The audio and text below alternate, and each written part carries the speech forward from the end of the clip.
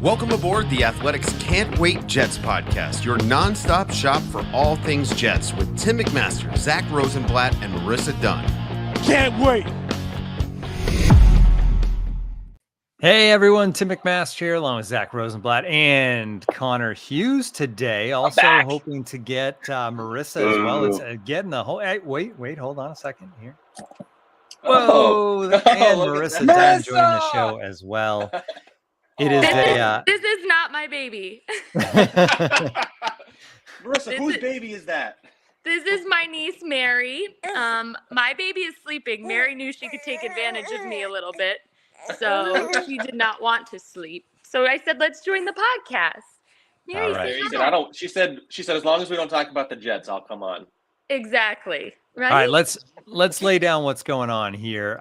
This was supposed to be, it is a special show because the four people that have always ever been part of this show are here together, which is cool. But it was supposed to be extra special. We were not going to talk about the Jets on this episode of Can't Wait, but Aaron Rodgers went and decided to practice. So we're going to start with a little bit of Aaron Rodgers chatter. And then we're going to move things on to whatever you want to talk about. We got a bunch of questions in on Twitter, Instagram. If you're watching us live, get some comments in the comment section.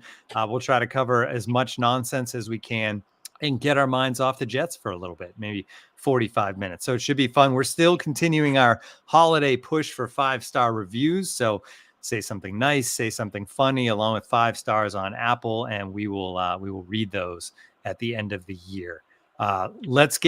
Let's get into Aaron Rodgers. His practice window started on Wednesday.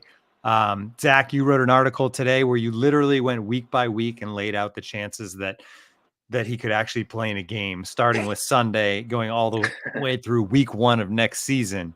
How did he look, and does anything change in your mind now that he's actually on the practice field doing some stuff? I don't know. I'm distracted by a baby, so it's hard for me to focus. She's being very quiet. I'm pretty shocked. But I think just like everyone, and including myself, especially that Thursday night game, she wants to know what the deal is. Is Rodgers really coming back or not? True. So what do you guys have to say? Well, I will say Rodgers at least talking about how he might come back is good for us because I think today's the last day they can move that Thursday night game to Sunday. So the fact that Rodgers might play, I think, is going to keep us safe so we don't have to do New Year's Eve in Cleveland. But, yeah, it's pretty amazing that he's back in the practice field at minimum.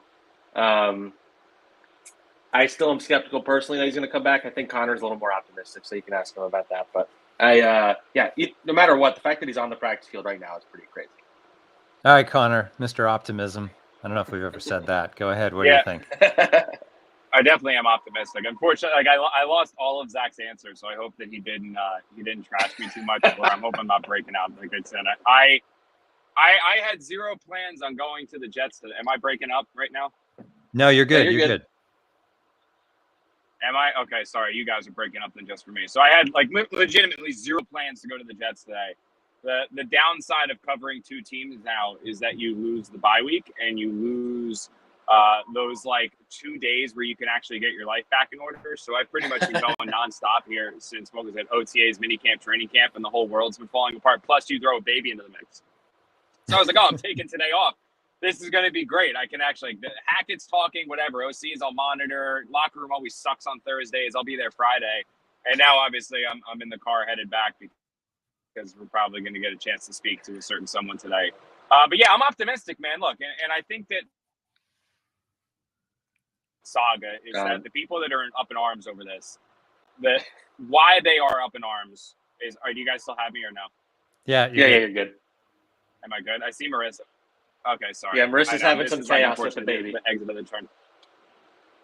Okay, I saw Marissa moving, and then I was like, "Oh God, am I a mess right now?" This is expert elite podcasting right here.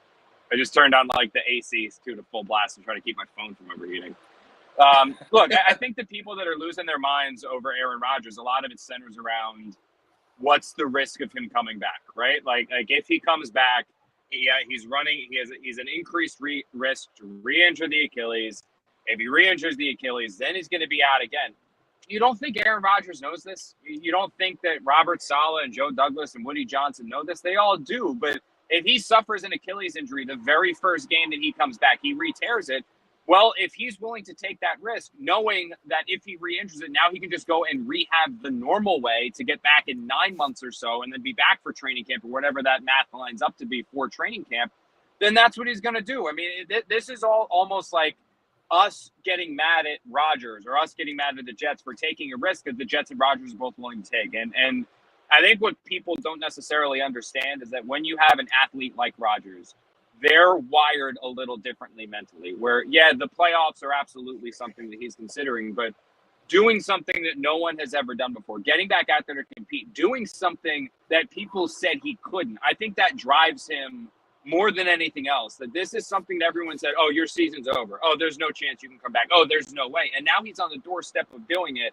I don't think simply the Jets being eliminated from the playoffs is going to stop him from doing that as long as he feels he can protect himself and he feels he can still go out there and be a successful quarterback. So I do believe he's back. I think that game, like, it's kind of out there now.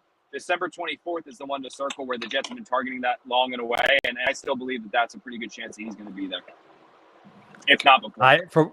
For what it's worth, I totally agree. I don't think it matters about the playoffs. I think his ego is going to drive him to come back to this team, whether they are 4-11 at that point or whatever it is. And they'll sell it that, you know what, it's going to help us get ready for next year as well to get them on the field again with the receivers. If you were listening to this show instead of watching it, you may want to just check. You're really missing out. Because and again, we should keep repeating that that's not actually Marissa's daughter. Yes, this is my niece. She's babysitting. But anyway. This is my niece, and I think we're going to have to go because she's very hard to keep up with. All right, thank you. My daughter does not roll or move yet. This is like a test into my future. This kid is all over the place. So she did just very so good, everyone Mary. knows, Marissa will be back full time in about a month. Yes, I will be back, and then Madison will be joining me because until Are you football still on season's maternity over. leave? Yeah. Yes, I am until January. You're still on maternity. Wow. Yes, I shout out left to the Athletics Athletics for a long for time. a great. Yes, Athletic, bravo, Athletic. Yes, and then Madison will be joining me until Michael's season is over. Then it's daddy daycare. Dad's on duty, so that should be Oh boy, that should be very interesting. Oh, So I think are you guys coming back to Jersey? Marissa, are you coming back to Jersey? we will be, yes, of course. After So the season? yes, so Michael. Oh, well, there we go. Michael and I will do daddy daycare together. Oh God, Michael and I will daddy daycare together. that's We'll a bring him on the scary golf thought. course. Scary thought. But great seeing you guys. Obviously, we'll be in touch, and excited to be back and jump back into this Jets craziness that just seems to constantly be, over and over again. So great seeing you guys. Bye, Marissa. Bye, Marissa. Bye. Oh, this episode's already off to a great start. All right, so I think that's enough on Rodgers. That's the thoughts. Like, he's back. All right, we'll see what happens. Let's get into the other questions. We got a bunch in. There's been a couple in the comments, but I want to start with the few that we already had ready to go. If I can find them. See, this is why we need Marissa back. All right, here we go. First one from Boy Green 25. Thanks for hopping on, Paul, as Boy usual. Green. What is the Zack Connor origin story? How did you all meet? Zack, I think you made up a good one, right? I didn't think about it as long as I'd planned to. I can't even come. Honestly, we don't really have a very exciting one. I feel like we honestly probably just met when we were coworkers at NGM at probably a staff meeting. You looked across the football field and saw each other from a distance. I got butterflies. Yeah, it was across the NJ.com meeting room. I saw this bald-headed guy walk in with really tight jeans. I walked up to him and said, "Come here often," and then we were off to the races. Yeah. No, we had mutual friends like that. So Zach, we were working in Arizona before you came up to take the Eagles beat at NJ.com when I was at the Jets beat. Then I left, but the NJ.com pipeline is pretty much everywhere. There are so many people that worked in that newsroom at some point in time. I mean, all the way from Mike Garafolo, Connor Orr, Jenny, and then obviously the new crop of us that have all come out of there as well. So Zack and I worked there briefly. I left, but like we still had our group chat of everyone that was in the same newsroom, and we all kept in touch with everybody. And then I just like Zack and I don't think we hung out that much, even when you then got the Giants beat, except for like owners meeting, Combine, Senior Bowl. But then when I knew I was leaving the Athletic, and I remember a couple of my bosses came to me and they're like, do you have anyone you'd recommend? And I was like, honestly, there's no one on the Jets beat right now that I think would do the jump, because Kaz is not leaving the Post, Rich is not leaving ESPN, DJ had just gone to Houston, and Andy had just gone to the Star Ledger. So I was like, there's two people that I think would be pretty good. I was like, Dennis and like a couple other people. And then I was like, if you want to go outside the box as well, there's Zack. I was like, he would be good as well. So then I kind of stepped out of it and was like, I'm not, these are the people that I know that I think would do a good job. And then Zack, through the interview process, killed it, impressed everyone. They really loved him. And then once he got onto the Jets beat is when we became really good friends. And Zack's come over for Christmas. Like, that was fun. So like our friendship that now really knows no bounds.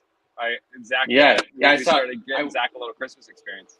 I'm still waiting to come over to light the menorah. You haven't invited me for that though, so this hasn't been reciprocated. I'm gonna be down in Cherry Hill for Hanukkah, so you can do that. There we go. 8 crazy nights. Yeah. I'm in. I walk into the Hughes household. I think it was Thanksgiving, actually, not Christmas. It was like a day after Thanksgiving or something. Yeah, and his whole family's drinking. Connor's absolutely obliterated and just like saying nonsense. They're playing games. I don't know what's going on. It's just chaos. His dog's barking at me, and Bree is just getting mad at him because he's just getting drunker and drunker as the night goes on, and just doing ridiculous things. But I got to see the Hughes, like the whole Hughes family in their natural habitat, and it was just like, okay, so he acts like Connor around his family, just like he does around us. So he's always himself. I can't turn it on and off. The only place I can turn it on and off is when I'm in like a truly professional setting and I have to be like professional Connor. Like that's where I can turn it on. The minute I'm out of that, it's off. All right, let's move on. Next question from Skylar Shutter says, favorite stadium that each of you has visited so far this year? And obviously it's a little different because Connor spends half his time covering the Giants. So why don't you go first, Connor? This year, I'm trying to think where I've actually been this year. So Dallas is always a blast. I love AT&T just because of the spread. Minnesota, technically this year, because the Giants played that playoff game in January, if I'm not mistaken. That one to me is my favorite so far, just because it's shaped like a Viking ship on the outside. It's an open air press box. You don't have the glass there, so you really do legitimately feel the crowd noise and you feel the energy.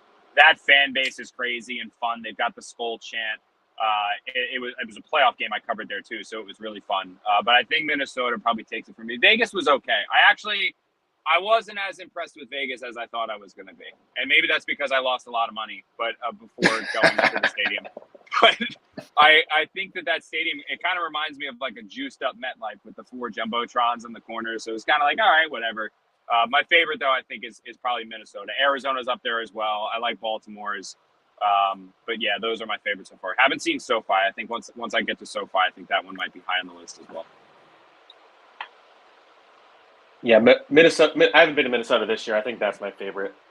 Vegas is very disappointing stadium-wise. It's a cool stadium, but the sound wasn't very good. Yeah, and it was really loud in there. I don't know. Feel like they have a lot of work to do on that. We haven't really been to any cool ones Jets-wise this year. Dallas. We went to Dallas. That's always good. I've been to SoFi. SoFi's great. I have not been to Baltimore actually. Washington is I the like worst Chicago one, too.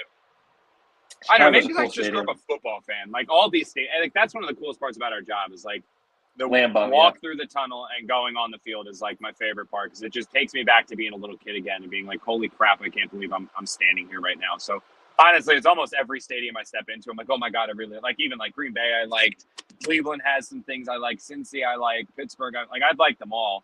But I think those are definitely ones that stand out. In Arizona, I do MetLife's love, the worst, right? Washington is the worst. Oh, right. Washington's the worst. That's right. I even think Washington has a little personality, though. It's falling apart, which isn't great. But if it got and it's in Landover. It's one of those things where it's it just needs upkeep. I legitimately believe that FedEx could be a nice stadium if they kept up with it. But it's almost like they built it and then we're just okay, see you in 30 years, and then just never changed anything. So you've got stuff falling down. wasn't there like sewer water or something coming from the ceilings at one point? Like it's really bad, but like you see it, like it's not. If you fixed it up and you spent time giving it some TLC, I feel like it could be okay. The press box is like in the corner too, isn't it? Oh, it's Isn't brutal. the view terrible? Yeah, that for you sucks. guys? Yeah. That definitely sucks. There's no defending that. Yeah. And it's in Landover, Maryland, also. Yeah. Also Well, sucks. that's kind of like the Meadowlands in a sense, like impossible to get to from the city, although further. Okay, next question's coming in from Russell Whitaker. This one from Instagram. What's your favorite cheese? You want to go first, Zach? I'm a foodie, but you're like an extra foodie. You're like a bougie foodie. I'll go first. I'd say goat cheese is probably my number one. I like brie. Like baked. I had a baked brie on Thanksgiving. That was fantastic. and I was thinking about this when I saw the question. There's this cheese called raclette cheese, which they sell at like Christmas markets, and it's really, really good. French. And that's sneaky. Yeah, good. they melt it in France. Yeah. So and like on like a cheesesteak, I'm a sucker for like provolone. I can still do cheese whiz. I kind of feel like I have to go classic sometimes, but yeah, I'd say goat cheese is my favorite though. That's the one thing with the cheesesteak. Having lived outside of Philadelphia, like I could not get into the cheese whiz. I mean, there's great places down there that don't use the cheese whiz, so I appreciate all that. But obviously the most famous way in Philly is to use the cheese whiz. I just can't do it. Anyway, Connor. I'm not a big cheese guy. So like for example, like you make a ham and cheese like I am very particular. Like I hate American cheese. It has to be like the thinnest of thin slice of American cheese. And one of my unpopular hot takes is that in no situation in the world is American cheese your best option. There is always a better option than American cheese. And like if there's too much cheese or too much American or too much cheddar, it makes me gag. Like I'm not in like charcuterie boards. Like honestly, I'm very bored by them, and I love food. That's the one thing where I'm like, can we do anything else? Like I don't need just charcuterie cheese on a plate. Yeah, I love sharp. You start naming these things I've never cheddar. heard of. Yeah, I'm like, dude, no. Like I'll like don't get me wrong. Like I have no problem with like a piece of pepper jack, pepperoni on a cracker. All about that. Love salami, love prosciutto. I love all that stuff. But like just so you like Lunchables is what you're saying. You like basically, yeah, I love Lunchables. My favorite cheese, though, no doubt, is obviously like mozzarella. Like is the cliche one to suit, but I love burrata. I do. I love burrata. It's just like Other than that, like you do burrata with like some prosciutto and like maybe a tomato or just any. It's so damn good. Like it is so damn good. Elite. Oh yeah, 100%. So I'm a big fan of that. Agree on that, burrata. The one thing with American cheese that I still believe in is like a grilled cheese sandwich is still best. So that's the thing, though. With if you American do too many cheese. If you do too many pieces of American cheese on the grilled cheese, it makes me gag. So like, even when I have a grilled cheese, it has to be like 1 or 2 pieces of thinly sliced cheese. Go with tomato and then a little mayo, and then you can eat it that way. I can't just do cheese. Like Wow, we just had Connor gag on video, so I hope you weren't watching. Not the first time. Yeah, I'm sure. I was on this podcast during the Adam Gase era, so I'm sure I gagged then.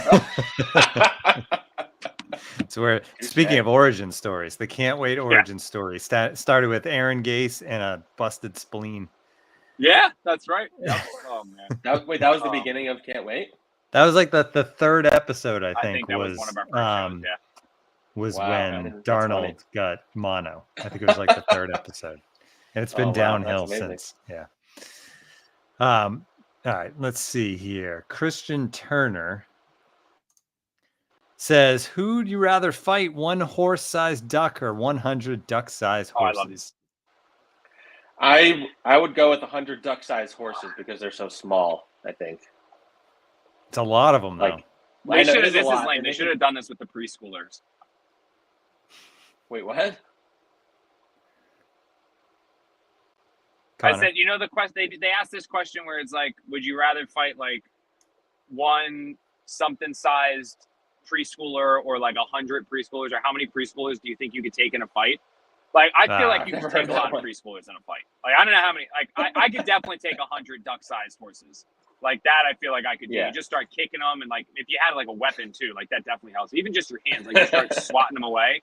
But I like that. Like I'm gonna flip this around. Like, how many preschoolers, angry preschoolers, do you think you can take before you can't take any more preschoolers? Like, how many before like they take you over? No and you die? preschoolers were harmed in the recording of this podcast. Yeah, Connor's really Yeah. focused on fighting kids. He's like, They're it's like AI. it's like the scene in Step Brothers. It's like the scene in Step Brothers. Yeah, I dude, think- I'm telling you, I think like I mean, I could take 500 preschoolers. Like, that's a lot, but like they don't even have like full control of like their limbs yet. Like, they don't know how to fight. It's a preschooler. Like, I feel like 1,000, that's a lot. don't know how They to can fight. just all jump on you and then you suffocate. There's Yeah, I a was gonna lot say, what of if little there's- kid. You just kick them and stuff. Maybe there's some chunky ones. You know, maybe they weigh you down. That's true. Yeah, that's Just true. remember, So I think everyone, Connor is now a dad. Just remember that, everybody. So every time I look at my kid, I'm like, how many of you would there have to be to take me down? How many? Oh my god. Someone just commented in the chat, Connor will not be allowed to drop his daughter off at preschool. Yeah, she's gonna be ready to go. I'm gonna have her sizing them up. Come back with a scouting report. Connor trying to get the pod canceled. Yeah. He's not on it anymore, so he can do that. All right, what else do we have here? Oh, this is good. We haven't talked about golf yet. We should get to the golf Oh, question. there we go. Has Connor shot? This is mean, but has Connor shot under 100 yet? Yeah, I broke an 80. Yeah, I broke an 80 twice. I've seen you break. You I see think me break. you shot 90. around 80 when I was there. Yeah. Yeah. I know. Unfortunately, you see me break 90. Connor is actually a pretty good golfer. I will say that. Ugh. Yeah, Ugh. I will say though, the golfing post baby has certainly taken a hit that I didn't expect. So I actually bought a little mini simulator and put it in the garage. So while I can't get real golf in, I do still get my swings in, is I have the simulator back there, which is cool. Like, I have to still like get the impact screen and the projector to actually, so you're looking down. But right now you hit into a net and then you look on the tablet and it shows you what you did. You can play courses. So it is fun. And it actually, what's crazy is like, I did that because I didn't get a chance to play for like 2 weeks, 2.5 weeks, which is, I know like some dads are out there like, "You lucky bastard." Like, that's no I haven't time at all. But, played like, in you're talking 2 years. Yeah, so you're talking to a guy that was playing 3 to 4 times a week. So like, that is like a hit. Like, it's very upsetting that I don't play more. But I did that for a bunch. I was like, man, I'm curious what I'm going to play like when I went out there. And I shot something like an 84, 85, and that was with like 2 triples. So like, it actually did help me fix out my irons, and I got a lot more consistent with my irons, a lot more consistent with certain shots. It was just like, I don't putt anymore because there's no way to actually putt. So that part took a hit. But I still get my swings in. I just don't actually play real golf as much as I want. Zach, have you picked up the clubs yet? Have you started your golf journey? No. But Zach's brother's nasty. Like, Zach's brother's like not like, I'm like amateur good. Zach's brother's like good, like legit good. Like, what is he? He's like a single. Is he scratch or is he like a single handicap? I know he's single handicap at least. Yeah, I think it's single. I can't remember what the number is though. But it's sub 5. So I have Connor and my brother constantly trying to get me to golf, so that it'll happen at some point. But I wanted to say, when Connor was about to have his baby, he kept insisting that he was going to be able to golf a certain amount of time, and we all were like, it's not going to happen. He's like, no, it is. Like, Bree and I agreed to it. It's going to happen. We're like, okay. We did agree to the once a week. I think the once a week will be a thing when it's not NFL season. I underestimated we have the Jets class show now, which I'm supposed to plug here too. So we have Jets class now, our digital show on the Jets. Make sure you guys watch on YouTube. That's good on stuff. SNY's YouTube channel. Plug God. So I have to like record that Tuesday, work Wednesday, Thursday, Friday. Then it's like my only days off really are Monday and Saturday, because then the Jets play Sunday and sometimes Saturday I'm traveling. So it's like, I think if I was like, hey, Bree, one of those 2 days that we have off together, I'm going to go be gone out of the house for like 5 hours playing golf with my boys, I think I'd be divorced. So I think when it's actually like we're home a lot and Bree in the off season is staring at me for 7 days a week, I think she'll actually want me out of the house. So I will be back to playing once. That's a great point. Actually, that's a good counter argument. Yeah, good counter argument. Actually, yeah. Bree needs the 5 hours of non-Connor time. Yeah, alone time. Yeah. All right, we're gonna go to the chat now for one. This one from Seamus Higgins we had to get to Marvel at some point. Who's the best live action Spider-Man? Connor, you can go first on this one. I'm a fan of Holland. I know, Tom's my favorite, honestly. I just think he's the first one that true. Like, I know, like, people are like, when Garfield came back in that most recent Spider-Man movie, everyone's like, oh, he was so good. He was actually the best. I'm like, no, I really think that Tom, like, they hit it out of the park. And, like, people's annoyances with him, wasn't it just, like, that they made him too techie? Like, he had all these, like, funds, and he was basically like he was like Spider-Man, Iron Man with all of, like, the money and, like, the gadgets and gizmos aplenty and all that stuff. So I still think that Tom Holland's the best and my favorite. And I'm think, if I'm not mistaken, they're making now, like, they're setting up, like, another trilogy with him. I thought I read that somewhere, which will be good because now he pretty much gave all the tech back, and he's back to, like, OG Spider-Man. So I'm curious how that's going to go. Plus, he looks so damn young. He can play the role for a while. Yeah, he's the best one. I think he just captured the dorky kid, high school kid better. Like, Tobey Maguire had, like, a receding hairline when he did it. Like, he didn't actually seem like he was in high school. Yeah. And I thought Andrew Garfield was good, but the movies kind of sucked. Yeah, Tom Holland's good. And yeah, they're doing all those, like, spin-offs of all those Spider-Man villains, so I imagine they'll do something like that, like Venom and all that shit. So maybe a better question, a spin-off question. I actually, who's the best MJ? Ooh. I did not like Kirsten Dunst, but Emma Stone was pretty good. But she didn't play MJ. Didn't she play the? Yeah, that's true. Blonde? Yeah, that's true. Yeah, you're right. No, you're right. Yeah, she played a you know what? Stacy, yeah. You know what I really like about Zendaya? I really like Zendaya. Is it Zendaya or Zendaya? Zendaya. The thing about her is, like, the personality, like, that they put in her, like, that she's just this dark, like, loving, like, death and terrible things like that. I think that put the character over the top because she's not just like, oh, it's MJ. You know. Yeah. Well, it's not like just. I also love like the reveal. Save me. Yeah.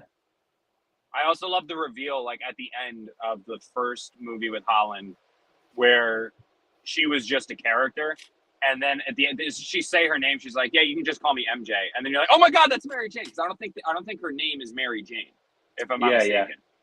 Yeah, I think it's something else, and then it's just an M and a J, and she's like, "Yeah, I'm MJ." And I was like, oh my God, that's Mary Jane. And so, like, I just love her. I love her as an actress.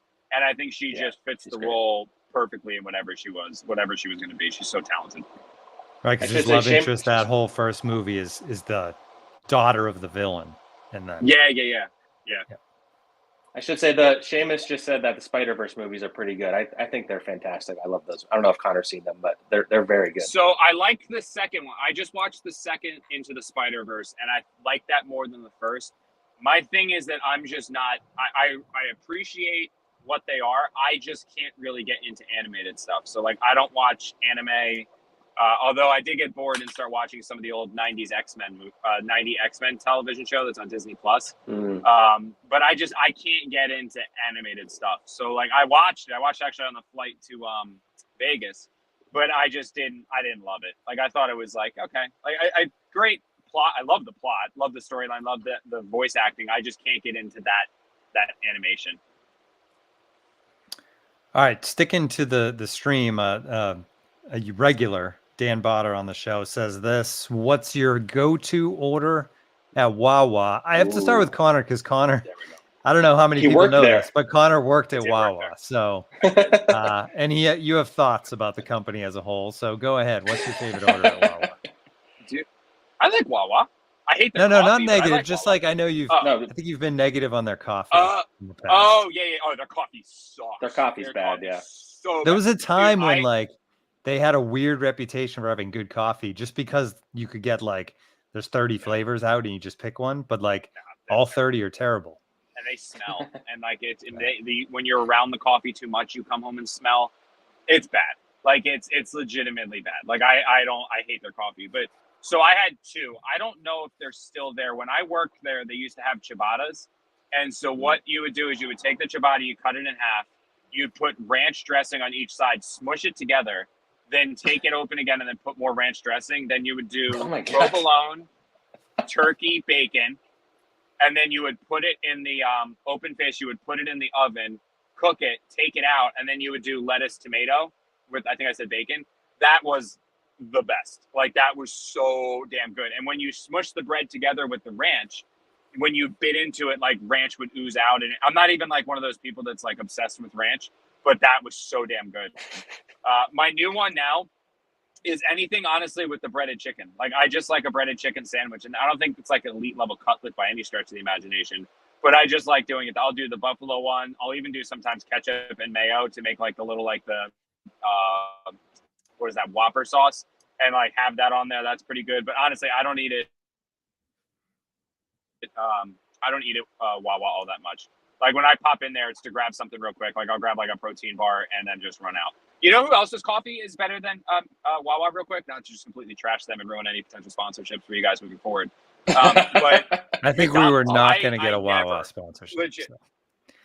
Okay, good. So I never go to McDonald's. Like I don't go there. No, not fancy anything. I don't know. Maybe my parents have just programmed me that it's so unhealthy that you have McDonald's and you're just going to get fat and die. So like I just don't eat McDonald's. But I passed my Dunkin' and was like, shoot, I need coffee. Pulled into McDonald's, just got one. Their coffee was actually pretty good. Like it wasn't trashy coffee. It was much better than much better than Wawa. McCafe. I hate though when you're on the highway and thinking of like I-84 in Connecticut, I think, and all the rest, it's like one rest stop after another, and you're like, just give me a Starbucks or something, and it's just McCafe. Yep. McCafe. Yep. No. I can't say I've ever had McDonald's coffee, but I'll give you I have 3 different sandwiches. I'll bring it next week. At Wawa for many years. Okay. Iced or hot? Yeah. Good point. It is cold out right now though. But so Wawa. So my sandwich growing up was a breaded chicken sandwich, and I throw honey mustard. Once they added honey mustard, I put honey mustard on it. Put pickles on there, some lettuce, some oil, vinegar. That's like my classic one. I get the tuna hoagie if I'm in the mood. Mustard? Like light, because I just like the flavor of it. And then I get a tuna sandwich, and then in the fall season I like getting the gobbler because I love the gobbler sandwich. Where it comes with turkey and stuffing and cranberry, and I think there's mayo in there, maybe cheese. It's fantastic. So I do eat Wawa when I go home because there's not really one close to me up here. I think there's one in like Secaucus or something, but or maybe it's Springfield. I can't remember, but I used to go to Wawa all the time, and I try not to have like sandwiches as much as I used to because it's so much bread, but they're tasty. It's amazing to me. By the way, if anybody has thoughts on these questions, your own answers, throw them in the chat as well. All right, next one's coming from Brian Sternbach. He says, which member of the Jets beat would be most likely to get into a fight and win against a kangaroo? I thought it was going to, when I started reading it, I thought it was going to be which person on the Jets beat could you guys beat up? But no, who could beat a kangaroo? See, there's 2 parts to this question. One is the most likely to get into a fight with one. The other is win against it, because I think those are 2 different topics. Because I think true. The most likely to get into a fight with kangaroo, I think I might even say Andy Vasquez. You know, if because he can run hot and cold sometimes. And if a kangaroo says something he doesn't like, I could see it. Could he win against a kangaroo? I don't know. I don't know about that. He's not on its couch and beat it from the inside. Yeah, he's not on the beat, but I feel like Will Parkinson could win against a kangaroo. That guy works out. Yeah, Will probably is in as good a shape as anyone in the podcast Jets world, right? Yeah, we're gonna count it. And I think I Boyd Green. Hey, did you see those videos Boyd Green posted when he was? I would take Boyd Green in the fight over the kangaroo. You see that shit when he was getting into it with Nania, and he was like posting this, like there was like that the fact that he went after Boyd Green is so ridiculous. Like it is a good thing I'm not on this Can't Wait pod because we did an entire episode on that. But when he then started replying, just subtweeting with pictures of him doing roundhouse kicks and shit like that, amazing content. Like just the top tier content making.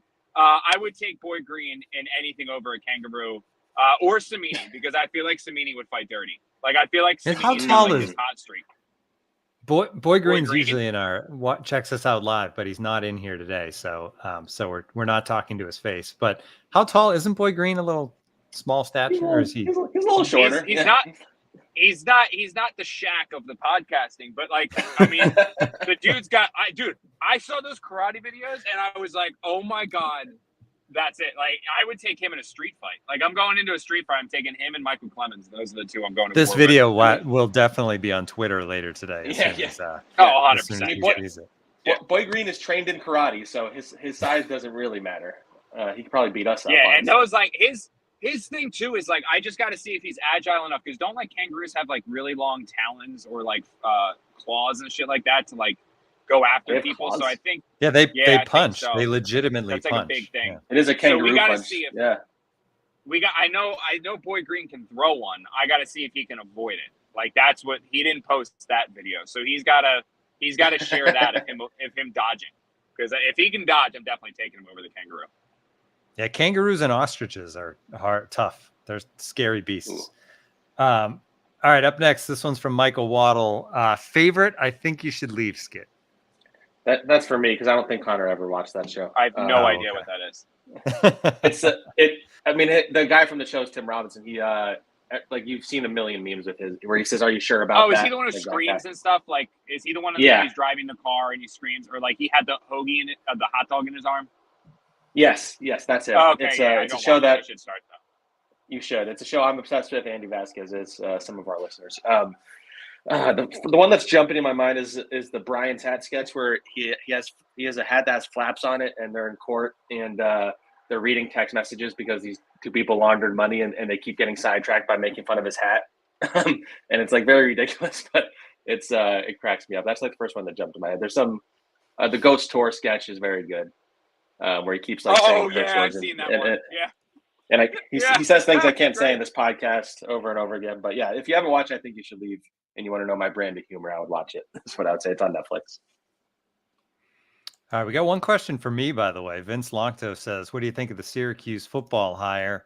I'm on board fully with the Syracuse football hire. You get a guy it's Fran Brown, by the way, SEC defensive backs coach at Georgia. So he's been in big time football, but New Jersey roots. He can recruit the Northeast. It's exactly what they need. That said, the chances of them winning more than 7 games anytime in the next 10 years is probably slim. I don't think Syracuse is a program that can be a consistent winner anymore in the NIL world in football. But I do like the hire, so we'll see where it goes. Thanks for throwing me a question. What conference is Syracuse in? ACC. Okay. I'm so not a college football guy. Like, that's so not. I watch too much on Sunday, and I honestly think that's probably a product of growing up where I grew up. Like, there's no college football team here. Yeah, like Rutgers. Yeah, it was like that for me too. Yeah, me too. There, we had Boston College.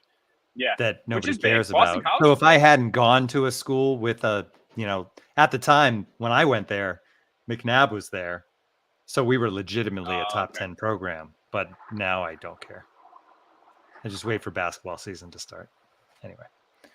That's like, if I ever redid it, if I ever like redid life, one of the things I would do is go to a school with a massive college football program, just to like see that and experience that, like in the stands and stuff.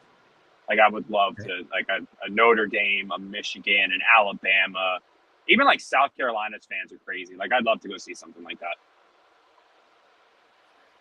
The Monmouth's not working their way towards FCS? No. Or FBS? No. I think in my entire life, I think I've seen 2 Monmouth football games, and I covered one of them, and I might have gone to another one.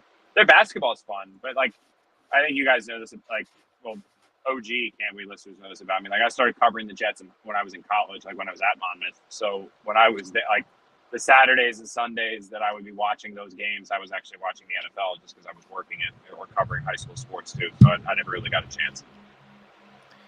All right, so let's wrap things up. It's not a Jets question, but we'll bring it back to football here a little bit. And I think you guys aren't the right ones to answer this because of where you live. But in your mind, where would the ideal place for the Jets stadium to be if it was not in the Meadowlands? But you both live in Jersey, so it's somewhat convenient. Well, I would say, I like it where it is convenience-wise. and I don't know the logistics of it. I mean, New York, being in New York City would be pretty cool. I don't know where. I know people. Well, when they were about where it thinking would of putting it over, where was it going to be? Hudson Yards, which is now all the skyscrapers, but there was a talk of putting it right there over the, at Hudson Yards when it was going to be. And they're talking about the Olympic Stadium and then it becoming a football stadium. That would have been amazing because there's so many trains there. But for people that don't live in the city, that would have been a nightmare. So yeah, and it would stink for us. I would just like too, to see. but... Yeah, I have no problem with it being in Jersey. That doesn't bother me at all. I just wish the Jets had their own, and the Giants had their own, so that it could have, like 100%. The Giants could construct it in their vision. The Jets could construct it in their vision. When you have two teams like the Giants and Jets having to come together, each one has an opinion on what they want it to be, and then you have to find the middle ground, and your middle ground ends up being something very generic. So I just wish there were two. It doesn't matter to me if they were both in New Jersey right next to each other. Just something to give it a little bit more personality is what I would like. Even as a taxpayer in New Jersey, you wish they had two? It's tough. It's a tough sell to have two football stadiums in one city when they only play 8 home games a year or 9 home games a year. But, and when they're both Taylor Giants Swift and only Jets tours. Taylor Swift doesn't tour that often. And also, that it being the Giants and Jets who have set offensive football back a decade is also not great. Yeah, not great when you're not feeling it. All right, we got to finish with picks. Connor, do you want to hang out for the picks segment, or do you want to say goodbye? I'll leave it up to you. Yeah, sure. Yeah, I'm going to be at the facility in 10 minutes, so I'll hang out for picks. All right, all right. So let's let me fire up the standings here. I'm actually moving up in the standings. I saw I'm doing a little better. 50%, not the best total, but I'm just over 50, but again, I missed a week. But let's as we go through the standings, it is still a tight race at the top of the standings. Let me fire them up. We need theme music for this portion so that I can. What do you guys bet? Other games or just the Jets? We have a pool now, Connor, where we pick every single game and we have standings running online. So right now, KMCACSAZZ and New Nijmegen Jets are tied at 93 each, and they are way ahead. 5-game lead on third place, which is ESS. So those two guys, or those two people, 56.71% for the year, which is pretty solid. Yeah, you're up to 50. Right. Zach, you're like near the top 10. Yeah, we'll take it. And I am not anymore because of the drop off. Are you picking against the spread or just winners, losers? Spread, yeah. Oh, wow. Right. That's really good. Let's look at this week's games. Here's mine. I just did these while we were waiting to jump on the show, but it's not a banner week in the NFL. So we can be pretty quick on this, but I'm taking Seattle plus 9.5 at Dallas just because of the points. One interesting game I thought was the Patriots. Now that looks like Bailey Zappi is going to be starting, if that actually gives them some magic. They're home underdogs by 5. And when was the last time the Patriots were 5.5 point dogs at home? Like 1990 something, right? Yeah. And then the Jets plus 2.5 at home. I'm going to take the Falcons. Let's weigh in on that one. Let's weigh in on the Jets to finish things off. Zach, what do you think? I mean, I want to talk about the Jets, but I will here. We're just talking about the point spread, not the team. Yeah. I think they lose. So I'd take Falcons minus 2.5. Honestly, I don't have any belief in this offense. That's what it comes down to. I mean, maybe if the defense can score a touchdown. Desmond Ridder is very bad. So, like that's their hope. If the defense can get a pick six, then maybe they win. I don't know. Connor? Yeah, I'm going Jets. Simply because if they don't win this game, I don't know what game they're gonna win. Like it's just we've been saying that for a while. I'll take them the money line. Seriously, like they got to get one. And if they can't beat the Falcons, I mean, I guess maybe they can beat the Commanders because they are just like completely imploding. But yeah, I think the Jets win this week. More so just because like they can't afford to lose another one. Like they can't afford to lose another one, and like this is a game they can't lose to the Falcons. Like if they lose to the Falcons, almost all bets are off with what's going to happen because you can suddenly start questioning a lot if they can't even beat that team. You know, they lost to the Bills, they lost to the Dolphins. It's like okay, those are two premier teams. You're banged up, blah blah blah, yada yada yada. But if you can't even beat Atlanta, like that's not good. That is very much not good. The premier game of the week by far Chiefs at Eagle. Oh no, I'm sorry. 49ers. Niners at Eagles.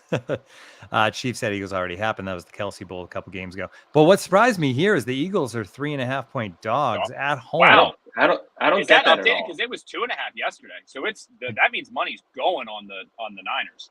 It All was these 2.5 lines from yesterday. BetMGM. But yeah, that's crazy. And the Niners have been hot, and the Eagles, I mean, they won last week, but they struggled against the Bills. But So they always win, even when they struggle, though. do. That's the thing about them. They always win. Hurts has become that guy that you can just rely on in the fourth quarter. for a But I was comeback, stunned by the plus 3.5. I just couldn't avoid that. So I went Eagles. Zach? Yeah, I mean, you kind of hit the games that I think I would have. I think the Broncos-Texans game is interesting. The Broncos have been very good, and they're 3.5-point underdogs, and their defense has been really good. So I think I had the Broncos plus 3.5. The other big one is the Fighting Michael Dunns, who are out in LA. Of course.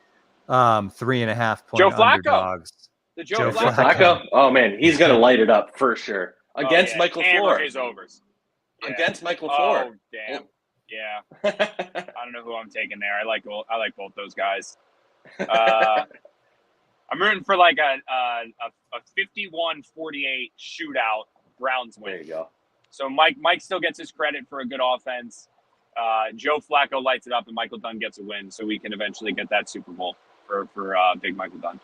We also get Michael Dunn a ring, baby. We also need the Browns to win, because if they get to 8-4, it's even more likely that Zach doesn't have to spend New Year's Eve in Cleveland. Connor, are you going on that trip if it happens? The Thursday or Sunday? Well, I mean, if the Jets are irrelevant, probably not. Probably not. But as long as, like, if they can win, if the Jets win these next two, then suddenly we're going to start having the discussion on, is Rodgers coming back for the Dolphins game?